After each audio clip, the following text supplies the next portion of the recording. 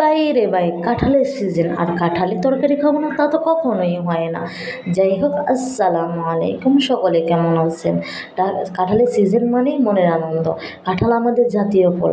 এটা এমনি পাকলে পরে আমার কাছে খুব একটা ভালো লাগে না, পাকা ফলটা খুব ভালো লাগে না, কিন্তু এটা মাংস দিয়ে রান্না করলে এত পরিমাণের মজা লাগে আমার কাছে, আমি তা আপনাদেরকে বলেই বুঝাতে পারবো না। যাই হোক, আমি কাঁঠালটা সুন্দর করে ছোট ছোট টুকরা করে কেটে নিলাম। ওদিকে আমি কাঁঠালটা আরেক চুলায় আমি সিদ্ধ করার জন্য বসিয়ে দিয়েছি। এদিকে আমি আরেক চুলায় একটা পাতিল বসিয়ে তার মধ্যে 1 কাপ পরিমাণ তেল দিয়ে তারপর পেঁয়াজ কুচি দিয়ে দিয়েছি। তারপর আপনার দারচিনি, এলাচ, তেজপাতা আর কিছু পরিমাণে জিরা দিয়ে কিছুক্ষণ ভেজে নেব। শুরুতেই একটা কথা বলে রাখি, প্লিজ দয়া করে সবাই আমার ইউটিউব চ্যানেলটা সাবস্ক্রাইব করে রাখবেন। এদিকে আমি আদা, রসুন, পেঁয়াজ তিনটে একসাথে বেটে বেটে নিয়েছি, সেগুলো দিয়ে দিলাম। তারপর আমি 2 চামচ মরিচ, 1 চামচ হলুদ আর হলো 2 চামচ জিরা দিয়ে দিলাম। দেওয়ার পর এখানে হালকা একটু পানি দিয়ে মশলাটা প্রায় 5 থেকে 6 মিনিট কষিয়ে নেব। এখানে আমি একটু লবণও দিয়ে দিলাম।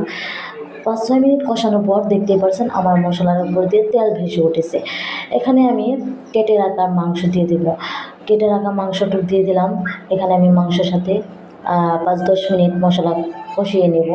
5-10 মিনিট কষানো হওয়ার পর এদিকে দেখতে পাচ্ছেন আমার কাঁঠাল সিদ্ধ হয়ে গেছে। আমি এগুলো পানি থেকে ছেঁকে উঠিয়ে রাখছিলাম, এগুলো আমি মাংসের মধ্যে দিয়ে দেবো।